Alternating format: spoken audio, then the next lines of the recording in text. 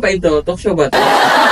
Magkano ba ang ginastos ni Pugong Biyahero para magkaroon ng very successful na debut? So, magandang araw mga katuts. So ngayon po nandito pa rin kami sa Bali, and of course kasama natin ang nag-iisang Pugong Biyahero. Yay! Palakpak naman dyan yung audio. And of course, alam ko, hinihintay nyo na po to kasi sabi ko nga, bukas mag-upload ako ng isang video na kung saan sasagutin ni Pugong Biyahero yung ating mga katanungan noong unang araw na kami ay nagbiyahe. So ngayon, kumustahin muna natin si Pugong Biyahero kung kamusta na ba siya kasi napaka successful. I really would say na it's been a very successful event yung birthday ni Maylene. Ikaw ba ay nakapagpahinga na doon sa mga pagod ng nakaraang, hindi lang to araw kasi of preparations, it's like months of preparations, baka nga even a year of preparations, diba? So, kumusta ka? Nakapagpahinga ka? Okay naman ako. Kaya nga napunta ko dito sa Bali. Nag-last minsan. Kasi para makapahinga. Kasi hindi alam nung iba, so hindi nila, or hindi ko pinakita kasi yun. Kasi siyempre yung preparation ng The Boys, parang nag-prepare na ikakasal. Correct. Diba, mahirap po yung preparation. At the same time, siyempre, hindi mo naman magagawa yun kung wala kang pera. Tama. Diba? So, mahirap. Ang ginawa ko kasi, diba, naalala mo nung umattend ako ng dito? Yes. Nung tayo, no? Yes. Nung inaanak ko? Nung time na yon, nag-start na ako nakaplana. And, hindi alam mo iba na halos wala akong minsan tulog. Kasi kinakontak ko yung coordinator, videographer, tapos yung venue, tapos minsan nag-meeting kami, so ganyan. Tapos dinidetalye nila lahat, tapos yung lahat ng mga attend, kung maka-attend ba o hindi. And siyempre yung mga nasa ibang bansa, tapos yung mga ibang a-attend na pamilya ni Maylene kasi pupunta galing Davao. Hindi madali ang magtala. Hindi madali, So, pero okay naman ako. Okay ka. Pero marami talagang pagod. Kasi nga yung preparation. At saka syempre, sinasabay ko pa yung pagpa-vlog. Tapos pag-uwi ko ng apartment sa Davao, yun naman yung aasikasuhin. Yeah. So wala talagang pahinga. Wala pahinga. Grabing pagod. Ilang months at pagod. Yes. Pero kita nyo naman. A very successful event. Successful naman yung event na ginawa. Although may konting lang, pero hindi na nawawala yun sa isang event. Kumbaga may mga areas for improvement na definitely doon tayo natuto at sa mga susunod na event definitely mas better. May konting loss pero hindi naman siya problema. Yes. At sa tingin ko actually binasa ko kasi yung mga comments ng mga subscribers, mga viewers natin while we're doing the premiere. And talaga namang everyone is very happy with kung paano yung nangyari. Napakabongga nga. Yun, bongga is the term na ginagamit ng ating mga subscribers and viewers kasi talagang pinagkagastosan. So, in terms of preparations, meron ka bang mga tao na gustong pasalamatan? Yeah, of course, pasasalamatan ko syempre ang aking Ate Nida, si Kuya Hernat, family. Kasi sila yung unang nag-shoot, ginawa sa Tagaytay. So wala ako eh. Yeah. So sila inuutosan ko, ito may shooting tayo ng ganito. And of course yung aking videographer, ayan ang, wait ka baka magkamali ako, minsan nalilito ako sa pangalan nila. And para at least hindi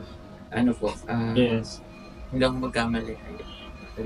Actually na-flash mo din yung name. Yeah, actually na-flash ko naman sila. Name nila doon sa premiere. Yung Moralini Creative Studio. Ayan. Moralini Creative Studio. Thank you. Creative Studio. At saka yung aking coordinator. Yes, hindi ko masyadong kabisado. Hindi ko sila madalas nakikita or nakakausap. But it's understandable. Yes. Ang daming laman. Yung mga tao lang din nila. Anyway, so yun. The Event Experts Planning Services. Event Experts Planning Services. Thank you. Yeah, kay Sir Mon. Thank you so much. Sir Mon. And syempre sa Takara. Takara Hotel. Yes, yun yung pag tumawag na sa Takara, sasagutin ka agad niya. Yes. Hindi sila pinapatagal. So, ayun. Ganun. Siguro dahil naramdaman nila na Gusto- bayad na gusto lahat mo eh. Yeah. Oo, ganun. And talagang gusto mo na Yes. maganda, Yung palalabas. diba? Yes. Tsaka parang siguro nga, dahil yun, point na yung kilala tayo. Yes. That's an additional factor, of course. Ayun. So, maraming salamat po sa inyo. And of course, ganun din sa mga subscribers and viewers na talaga namang nag-abang. At talaga namang grabe, nababasa ko yung mga comment na umiikot-ikot sila sa lahat ng PB team to check kung meron na bang upload, meron na bang videos. And with that, I know na nagkaroon ng paghihintay, pero that's planned din kasi. Na-share na din ni Madam Yula initially na the reason why ganon is dahil we want the video to be out dun sa eksaktong araw ng birthday Yeah, ni which is Maywood. kahapon. So, Which is natapos na yung kahapon. Yes. Oo. And, mayroon pa yung high definition po ng video. So, sa Facebook nyo na lang yung mapapanood. Parang shorten nung kasi almost nasa 5 hours. So, Yeah. pina-shorten ko na lang, almost 1.5 hours na lang yung summarize ng lahat. Mhm. So, doon yung mapapanood yun sa Facebook na ito yung good quality na video na yun. Kasi yung mga ginamit namin dun sa para ma-upload ko agad at mapanood nyo is cellphone. And gumawa lang ako ng mga ilang scene doon sa videographer. Pero, yung talagang high definition po sa Facebook nyo na yung mapapanood. Ayun. And, ano ko ba, tawag dito, pinalabas ko kaagad siya. Actually, yung video na hindi yun nakamonetize sa video. Dahil sabi ko, kahit may copyright yan, hindi ko pwedeng ipa-private or what. So, hindi siya nakamonetize, hindi ko pinagkakitaan yung video. Mhm. Yung mga ilang doon, hindi ko pinagkakitaan. Gusto ko mapanood lang lahat ng mga viewers natin na hindi naka-attend at sobrang excited po sa video, sa debut po ni Mike. So, wala pa akong kinita doon sa Yes. yung ilang araw, yung video na in-upload ko sa YouTube, except po yung part 1, which is yung mga behind the scene. Yeah. Pero yung during debut na, yung 3 video na yun, wala po akong kinita doon. Hindi ko siya pinagkakitaan sa YouTube. Pagkos isinare ko lang siya para atas mapanood ko. Yes. Actually, yun yung isa sa mga nakita ko rin na tanong dun sa premiere. And yun, salamat sa pagsagot. And naintindihan ko kasi, kung meron ka nga naman ika-cut na music or what, mag-iiba na eh. Hindi na magiging kompleto yung experience ng mga viewers natin. So, kaya naman, thank you, super thank you for doing that. So, nakita nyo naman, it's not about monetary. It's more about the experience. Experience ni Maylene, Yeah. experience ng family niya, experience ng mga kaibigan, and of course, ng viewers and subscribers. So, yan. And talking about the gastos, Yeah. so, marami ang super curious because of course, merong anak na magdidebu, merong mga pamangkin or relatives na magdidebu and gusto nilang makakita ng parang point of reference. And Mylene's debut is a perfect point of reference kasi nga napakaganda niya, napaka-successful, and the term bongga is totoo naman. So, ang tanong nila ngayon is, magkano ba ang ginastos ni Pugong Biyahero para magkaroon ng very successful na debut? Actually, yun eh, hindi ko ginastos. Yes. Ginastos natin. Ah, Kasi yung viewers and subscribers, followers natin, ambag yan eh. So nag-ambagan tayong lahat para mabuo yung debut na yun na ganong kaganda at ganong kabongga. So, hindi ako maglalabas ng figure actually. okay. But, Siguro range. range siguro. It's a 7-digit figure. Yeah. It's a 7-digit figure. Guys, so Actually, kaya ako naman yung ginawa. Siyempre, gusto ko talaga na ma-experience ni Maylene. And so pagiging vlogger ko sa Davao, siya yung unang taong tinulungan ko na nag-success sa pinapatunguhan niya ngayon, di ba? Yes. Alam niyo naman yun, di ba? Yung sinagip ko sa bagong pag-aasawa. So, doon din ako nakilala. So, kumbaga, ibigay natin kay Maylene yung nararapat sa diba? Pinag-ipunan ko. So, sabi ko nga, lahat ng paghihirap din niya, na nakikita naman natin, at paghihirap ko din. So, pag-akit-angat sa bundok. So, kumbaga, nagtitipid ako in a way na may mapupuntahan. Mhm. So, inisip ko pa lang nung 15 years old na siya, sa 3 taon na yon, sabi ko, kailangan makaipon ako ng pandemo ni Maylin. Na paunti-unti. Grabe. Alam mo, yung balahibo ko nalalayo. Kasi parang, ayan, kitang-kita mo, di ba? PJ, nalalayo yung balahibo ko. Grabe, alam mo, sobrang, every time kasi na kinakausap ko si PJ, every time na tumitingin ako sa kanya, na-amaze talaga ako. Kasi sobrang na-overwhelm ako na yung isang kaibigan ko, isang kaklase ko, was able to touch a lot of lives. Ang dami niya na kasing natutulungan, ang dami mo nang na babagong buhay. So ako, as your classmate, super proud talaga ako. So, that's for sure. And to think na 3 years before or prior, iniisip niya na yung debut ni Maylin. Grabe, that's a real testament na you are a family, they are a family to you. Para isipin mo yun, 3 years ahead of the di ba?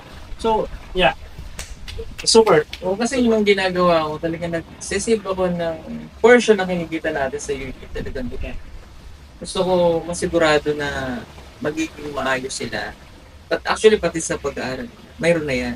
Sabi ko, hindi naman habang buhay, meron silang sponsor. What if ang sponsor naman na magka-problema? Yes. So, syempre, nangyari na yung kay Maylin, pero pinagpapasalamat ko pa rin doon sa una niyang naging sponsor. Kasi kung di rin din naman dahil sa kanya, hindi ko rin madadala sa amin.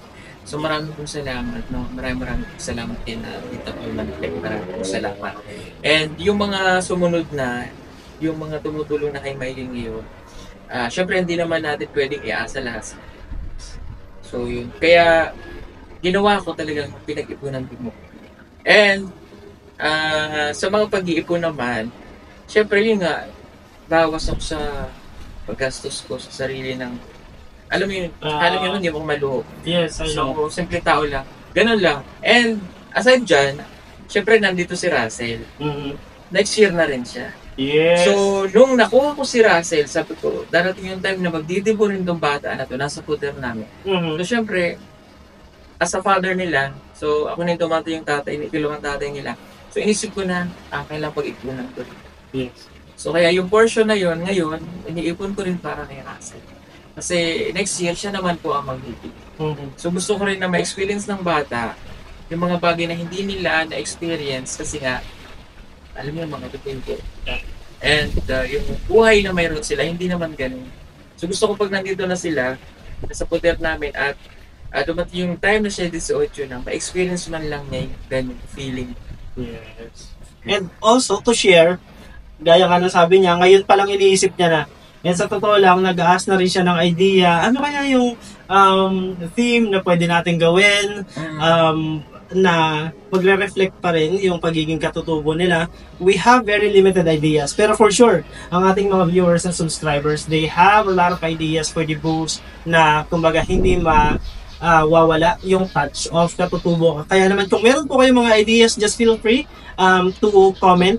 Pakilagay niyo po dyan sa comment kung ano man yung mga ideas na meron kayo and we'll check yung mga ideas para meron po tayong reference. O kasi yung ginamit natin gamitin yung ethnic attire. Yes, ethnic attire. Inspired. So, since si Russell ay katutubo rin, so naghahanap talaga ako ng idea na may touch pa rin na. Yes. And ito, sobrang excited din siya. Siyempre, yung parents niya. It's first time ding makakapunta ng Maylin. So, mangyayari niya next year, 2026, July.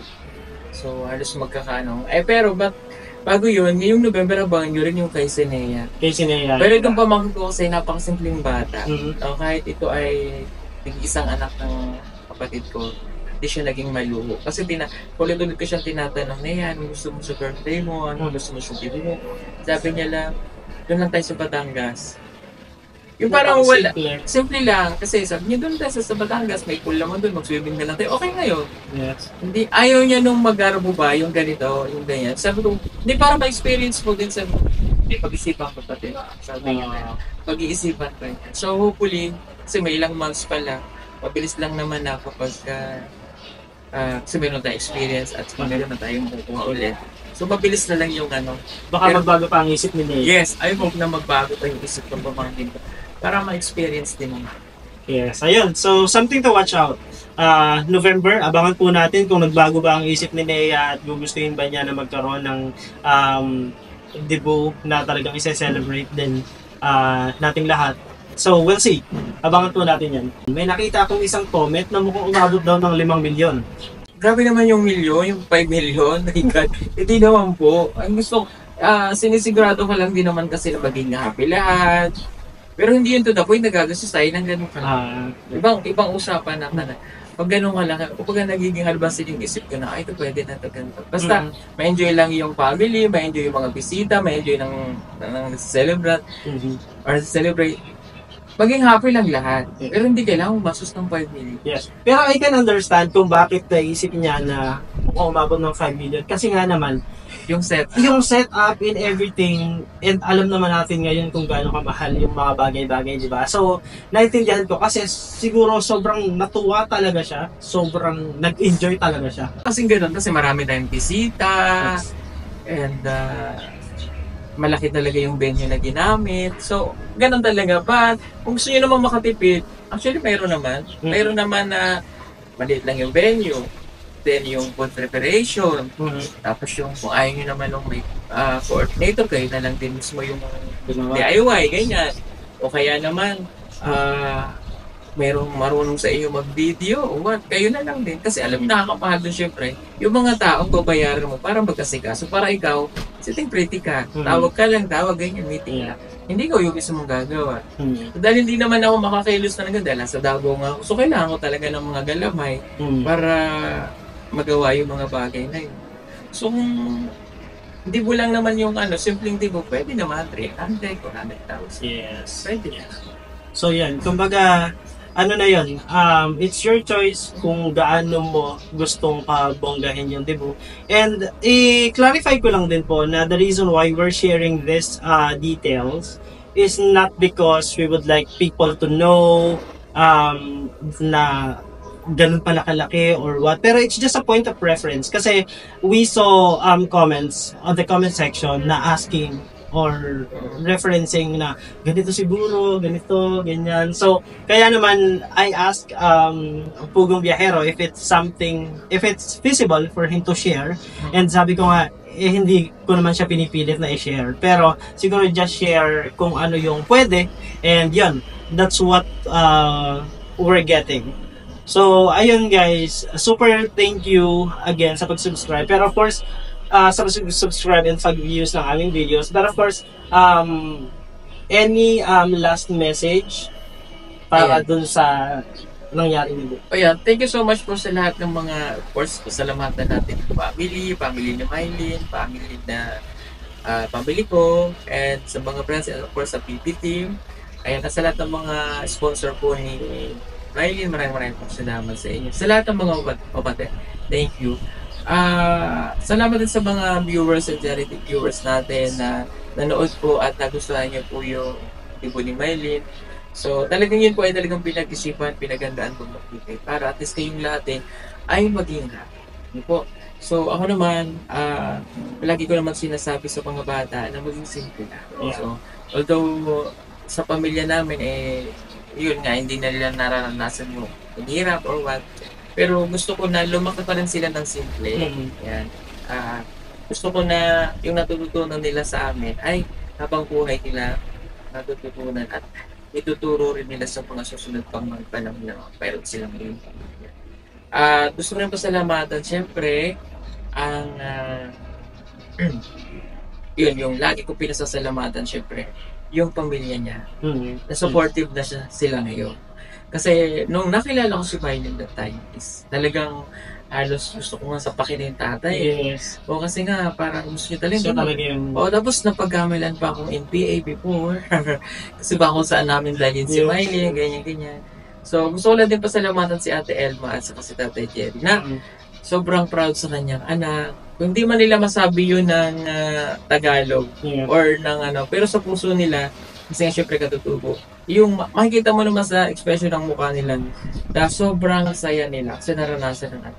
So, proud din ako sa mga magulang nila ngayon kasi yung mga sinasabi ko ay sinusunod na nila. So, nag-family planning na sila, hindi na sila yung anak ng anak, di ba? Oo. So yun lang, maraming salamat sa inyo, Tatay Jerry and Ate El. Kasi sinusunod niyo lahat ng mga ikabubuti ng para sa pamilya. Tingin ko lang din, baka magtanong yung mga viewers, sino ba yan? Baka bigla na lang sumingit sa PBB. Oo Bakit nga. nandiyan yan sila? Yes. So gusto ko lang yun ako sa inyo, again, we're friends. Mga classmate ko sila nung high school. And nung nalaman nila na vlogger ako, naging vlogger ako, sobrang supportive sila sa akin. So sa mga classmate kasi namin, so ako lang talaga yung naging vlogger. At ayun, vlogger na rin sila. Thank you so much for the support. So, pero yan po may mga professional po yan. So, may kanya-kanya lang kaming karera na tinahak. So, kumbaga, dito siya nag-excel, yan si... Pakilala mo naman yung sarili mo kung ano trabaho mo. Oh, yes. Okay. Yun, diba? Yes. Diba? Kung ilang taon na yun sa company pinagsisilbihan niya. So, hindi po sila basta kung saan ko lang pinulot ng mga kung sino-sinong tao lang. Yes. So, hindi po sila yung mga ganun. Kasi, napaka-professional po. No, sige. Siguro, yun nga, napagandang pagkakataon nito para ipakilala ko din po yung sarili ko. So, ang tunay ko pong pangalan is Jason Vidal. Mangyan po yan. Mangyan, taga Mindoro din po, kagaya ni PJ. So, magkaklase po kami sa nung high school sa Mindoro nung nag-aaral. Ngayon, sa kasalukuyan, I'm a Solution Architecture Manager sa isang ITO company dito sa bansa. I've been working there for 17 long years. Kaya naman kahit papaano ay nagbunga na din yung karera na pinaghirapan ko for the past 17 years. Yung isa namin kasama si JR po, si Arturo. Yeah. Yes. So kasama din po namin dito actually si JR. Ang kanya pong YouTube channel is JR TV. I-flash ko po sa video yung kanyang YouTube channel. Siya naman po yung naging best friend ko nung high school. Yes. Lagi po kami magkasama. Kasi siya po yung pinakamatalino. Kopyahan sa lahat ng mga assignments na hindi ko na kaya. Siya po yung nagtuturo sa akin. Kasi napakatalino talaga yun. Ikaw naman sinasabing bobo ka ha? Oy, I know right? Actually ako, sobrang na-miss talaga ako kay JR, lalo sa math. Yes, siya po yung pinakamagaling sa amin sa math. Yes. Basta pagdating sa numero, siya yun. Yes. Ako po sobrang tahimik lang ko na. Wala talaga. Tahimik lang. Kaya nga siya naging CPA kasi ang galing niya sa numero. Sa Napakagaling. CPA po yun. CPA po si JRTV. Ayun, and another one of course is, alam kong matagal yun na din namang nakakasama. Si Papa Dudong, of course, is also a close friend of ours. Pinsan, may pinsan. Pinsan din siya ni JR. Tapos, isang school po talaga yung pinag-aralan namin. Kaya naman ngayon, sama-sama po kami dito. Ganun. So, yun lang. So, mag-vlog lang kayo ng mag-vlog hanggang gusto nyo. Ayun. Pero kami po super thankful kami kay Bugong kasi nga nandun palagi yung support niya. Yes. So, sige, tawagin na nga natin siya dito para magsali na natin siya dito. Yes. Okay. Let's call another, yung aming friend. Siya po yung clown. Here. Clown ng aming grupo. Dito ka. Yan. Siya po yung pinaka-clown ko. Pinaka-clown namin lahat. Yes. Siya po yung lagi niya po kami pinapatawa. Correct. Mula nung high school na magkakasama kami, siya po yung nagpapatawa sa amin. Hanggang ngayon, never po siyang nagbago sa amin. Napaka-bait. Napakataba ng utak. Yung utak. Sobra naman. Okay. So yan, actually kinakilala ko yung sarili ko. So you might want to introduce yourself as well. Hello sa mga viewers. Kasi sandali pa kasi isipin nila kung saan ko lang kayo pinulot. Di ba? So ngayon mas maganda yung pakilala mo na yung sarili ko. Merong isang nag-comment actually na, ay, team ano pala to? So sabi ko, hindi po kami galing doon. Galing team something. Sige, pakilala mo na yung sarili ko. Hello po sa mga viewers at subscribers ng Toots Official. official na vlog ni Jason at sa interview nila. Nakikisali lang ako sa talk show nila ni Paul. Ako po si JR Ibong ng JR TV. Ito po ang channel ko. At classmates ko po and kaibigan sina Jason and Paul since late 1990s or early 2000 dahil magkakaklase po kami sa Looc National School of Fisheries. Ayan, para sa mga taga Mindoro. Sa Occidental Mindoro po yun. Napakalayong isla mula sa mainland Luzon pero hanggang ngayon, mula late 1990s hanggang ngayon, magkakasama pa rin kami. And pare-paras kami nag-work sa mga kanya-kanya namin. At least Jason and I, nag-work kami sa corporate sa Maynila. And now, syempre pag may mga time tayo na makagala, isang message lang po. Isang text lang po talaga po namang mga kalat ka rin din talagang mga kasama. No? Pero syempre tinutugma po namin ang aming mga schedule dahil syempre magkakaiba kami ng work and minsan nasa probinsya sila, ako nasa Cavite. Pag nagtutugma talagang lipad agad. Sinabi niyo yung profession niya. Sabihin mo naman. Oo. Ako po ay isang Certified Public Accountant. Nag-aral ako sa UST ng masteral degree ko at graduate noong 2014. Currently, nag-work sa isang telecom bilang isang risk and compliance manager. So, ako po ay matagal na rin nagtatrabaho sa corporate sa Maynila or sa Makati. Currently, naka-work from home at ayun lang, currently nag-enjoy din sa pagdo-document ng travels or sa vlog natin and hopefully mas makita nyo po at mas makilala nyo pa po kami sa mga susunod na videos. Hindi lamang ako, of course, lalo na kay Jason and kay Paul. At kaming tatlo, kasama si Papa Dudong na pinsan ko rin, kabarkada natin, tropa natin yan. At mag-enjoy tayo sa vlogging. Yes, of course. And of course, isa din sa reason kung bakit we're doing this is kasi nga, we would like to share more of Pugong Biyahero to the viewers and to the subscribers. Kasi sabi ko nga, ang dami pang magagandang katangian ni Pugong Biyahero na hindi pa alam ng mga viewers and subscribers kasi majority of his videos focus more on the other people. Kasi napaka selfless niya na palaging other people, pero we personally would like to cover and to share with you kung ano pa yung other side ni Pugong Biyahero. Kasi there's a lot more about Pugong Biyahero na hindi pa natin nakikita. Kaya naman, I think this is a very good opportunity para mapakita natin yun at may share. Kasi alam ko sa ating mga subscribers and viewers na gustong-gusto din nilang malaman ang mga bagay-bagay pa more about Pugong Biyahero. Kaya eto na po yan. Yeah. Oh my God, thank you so much. Thank you. Diba? So, ayun guys, once again, we thank you, lalo dun sa mga nag-subscribe na at nag-view na. Sa mga hindi pa po, please feel free to subscribe and view our videos kasi there will be a lot more sa mga susunod pang araw. So, ayun lang. And thank you sa napakagandang oportunidad na napakasama ko rin kayo dito sa Bali. At syempre, thank you sa programa mo. Wow, may programa! May bagong program. May programa. And alam nyo kami magkakalasi kasi kami lang yung, kumbaga, close naman kami lahat. But sila palagi yung nakasama ko. Talaga, nandyan din para sa akin. Sa mga oras ng kalungkutan. Yeah. Na gusto namin maging masaya at balikan yung mga nakaraang buhay na pagiging estudyante. Yung mga moments na nakasama ko sila, palagi kami nagkakaroon ng tawag dyan, yung masasaya, malulungkot, nagbabahagi ng mga experience sa buhay. Maraming salamat. Welcome. Basta dito lang kami pala. Oo. Sila po kasi yung naging close friends ko na wala pa nung high school. Hanggang sa tumanda po ko dito. Siyempre si JR wala dito. Yan. Maraming salamat sa inyo. Yun lang. And don't forget to share ng video na to at subscribe nyo kaya YouTube channel. Sa mga gagawin nyo pong mga vlog, although actually di lang naman na sa akin. Future na gusto nyo maging content din niya. Supportahan nyo po siya. Kasi hindi nyo po suportahan, baka po kung anong gawin niya sa buhay niya. Joke lang. Ayan. So maraming pong salamat mga kabayan. Please subscribe to Toots Official YouTube. YouTube channel. God bless sa inyo na. Ayan. Ayan. So, dito na lang natin putulong kasi wala naman akong bayad dito eh. Diba? Wala siyang binayad sa akin. Yes, wala po akong binayad. Yes. So, yun lang po. God bless sa inyo. Ayan. Thank you. Thank you again, PJ. So, thank you po everyone and please continue to watch our videos para po sa mas marami pang mga bagay. Alright. Thank you. Have a good day. Bye. God bless us all.